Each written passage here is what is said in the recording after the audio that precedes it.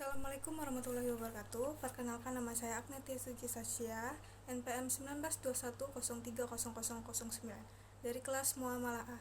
Di sini saya akan membacakan dan mempresentasikan sedikit tentang perikatan dan kontrak mudharabah untuk memenuhi tugas hukum perikatan dan kontrak bisnis. Langsung saja, yang pertama, perikatan syariah merupakan suatu bagian dari hukum Islam di bidang muamalah yang mengatur perilaku manusia di dalam menjalankan hubungan ekonominya, yaitu hubungan antara dua orang atau lebih mengenai suatu benda yang dihalalkan menjadi objek suatu transaksi berdasarkan Al-Quran, As-Sunnah, dan ijtihad. Yang kedua, macam-macam perikatan syariah. Dilihat dari segi objeknya ada 4 macam. Pertama, perikatan hutang. Perikatan hutang adalah suatu bentuk perikatan yang objeknya sejumlah uang atau benda yang masih dalam tanggungan seseorang. Contohnya, kesanggupan seseorang pembeli untuk menyerahkan sejumlah uang kepada penjual. Yang kedua, perikatan benda. Perikatan benda adalah suatu hubungan hukum yang objeknya adalah benda tertentu untuk dipindah milikan, baik bendanya sendiri atau manfaatnya, seperti menjual tanah tertentu kepada seseorang atau menyewakan gedung untuk diambil manfaatnya. Selanjutnya, perikatan kerja atau melakukan sesuatu. Perikatan kerja atau melakukan sesuatu adalah suatu hubungan hukum antara dua pihak untuk melakukan sesuatu seperti akad istisna. Seperti seseorang meminta dibuatkan lukisan kepada pelukis. Dalam akad ini, kerja dan bahan adalah dari pembuat. Apabila bahannya dari pemesanan, maka namanya akad ijarah atau upah. Selanjutnya, perikatan menjamin. Perikatan menjamin adalah suatu bentuk perikatan yang objeknya menanggung atau menjamin suatu perikatan.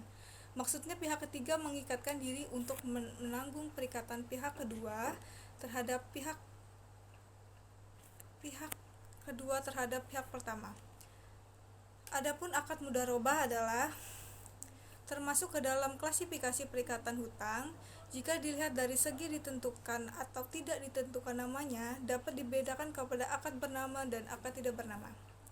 Yang B, perikatan syariah berbasis mudharabah adalah termasuk ke dalam kategori akad bernama. Jika dilihat dari segi bentuknya, terbagi menjadi mudharabah mutlakah, yaitu pemilik modal tidak menempatkan syarat-syarat tertentu kepada mudharib dalam menjalankan usaha, dan mudharabah muqayyadah adalah sebaliknya.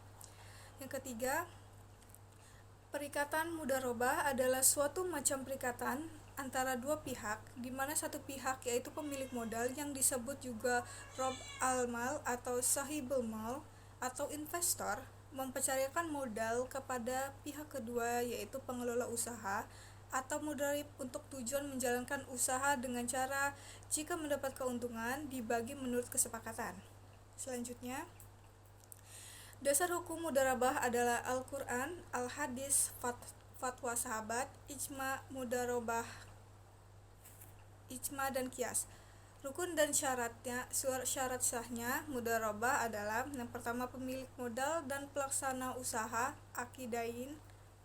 Yang kedua, objek mudharabah yaitu modal, ma'qud alaih. Yang ketiga, persetujuan kedua belah pihak, ijab dan qabul. Yang keempat, nisbah keuntungan. Ini merupakan rukun khusus dalam akad mudharabah. Nisbah keuntungan berdasarkan kesepakatan kedua belah pihak dan harus dinyatakan dalam bentuk persentase, tidak boleh ditentukan dalam bentuk rupiah. Kelima, praktek mudharabah yang dikemukakan di sini adalah yang pertama, praktek mudharabah dalam perbankan syariah. Yang kedua, praktek mudharabah dalam asuransi syariah. Ini adalah sebagai contoh saja. Selain ini terdapat lembaga-lembaga lain yang sudah melaksanakan perikatan syariah berbasis mudharabah, seperti koperasi syariah dan reksadana syariah dan lain sebagainya. Yang keenam, diharapkan dengan berkembangnya konsep-konsep bisnis syariah, diantaranya bisnis mudharabah, akan dapat meningkatkan perekonomian umat untuk mencapai lebih sejahtera dengan berpedoman kepada prinsip-prinsip syariah yang bisa dikembangkan sesuai perkembangan zaman. Ketentuan umum standar perjanjian atau akad mudharabah itu, yang pertama ada komposisi suatu perjanjian. Yang selanjutnya, pembiayaan mudharabah yang disusun oleh bank syariah harus terdiri dari 4 bagian, yaitu judul, komparisi, isi, dan penutup. Yang kedua, perjanjian pembiayaan mudharabah harus didasarkan pada asas konsensualisme, yaitu kesepakatan para pihak. Kesepakatan para pihak ini merupakan wujud atas keriduan yang dinyatakan dalam bentuk ijab kabul saat pengikatan perjanjian. Selanjutnya, dalam proses pencapaian kesepakatan dalam perjanjian tersebut, pihak bank syariah menjelaskan isi perjanjian yang akan ditandatangani dan diberikan kesempatan bagi calon nasabah untuk memahami dan memberikan pendapat terkait seluruh klausul standar perjanjian pembiayaan mudharabah yang dibuat oleh bank syariah.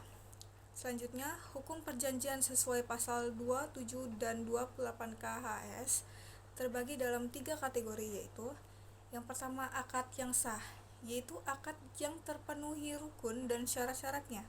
Yang kedua, akad yang fasad, yaitu akad yang terpenuhi rukun dan syarat-syaratnya tetapi terdapat hal lain yang merusak akad karena pertimbangan maslahat.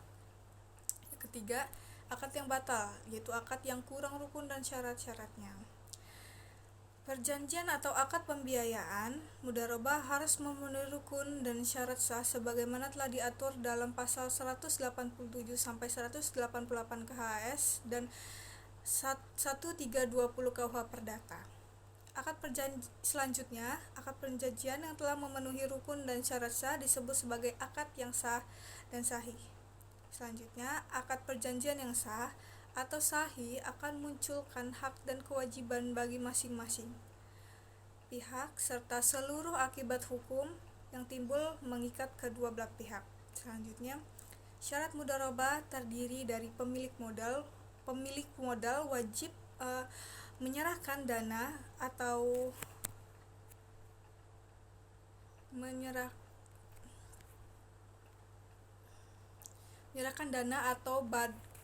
barang yang berharga kepada para pihak lain untuk melakukan kerjasama dalam usaha. Penerimaan modal menjalankan usaha dalam bidang yang disepakati dan kesepakatan bidang usaha yang akan ditetapkan dalam akad. Selanjutnya, rukun kerjasama dalam akad mudharabah terdiri dari pemilik modal, sahibul mal, pelaku usaha, mudharib, dan perjanjian, itu akad. Selanjutnya, dalam kontrak akad mudharabah, kesepakatan bidang usaha yang akan dilakukan dapat bersifat bebas atau mutlak dan terbatas muqayyad pada bidang usaha tertentu, tempat tertentu, dan waktu tertentu. Selanjutnya, pihak nasabah yang melakukan kontrak akad mudharabah harus memiliki keterampilan yang diperlukan. Sekian penjelasan dari saya, kurang dan lebih saya mohon maaf. Wabillahi taufiq wal hidayah. Wassalamualaikum warahmatullahi wabarakatuh.